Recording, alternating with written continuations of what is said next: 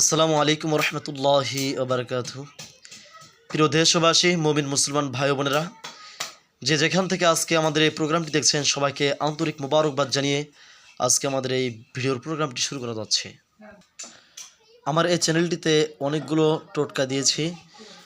কয়েকজন ভাই প্রশ্ন করেছে যে বিশেষ করে চোরকে ধরার জন্য বা চোরকে চেনার জন্য কোনো তদবির আছে কিনা।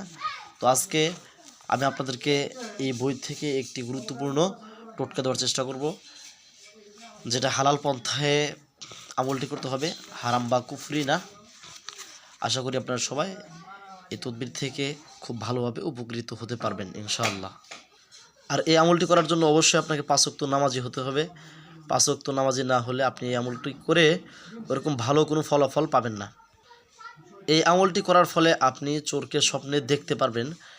আর তাহলে আপনি যদি দিনদার পরহেজগার মুমিন মুত্তাকি মানুষ না হন, তাহলে আপনার স্বপ্নের মধ্যে এমন কিছু দেখবেন যে সাধারণ এমনি একজনকে আপনি দেখবেন, স্বপ্নে দেখার পর আপনি তাকে সন্দেহ করে বসবেন।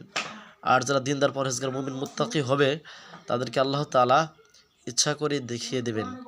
এজন্যই দিনদার পরহেজগার মুমিন মুত্তাকি ছাড়া এই আমলটি করা সম্ভব নয়।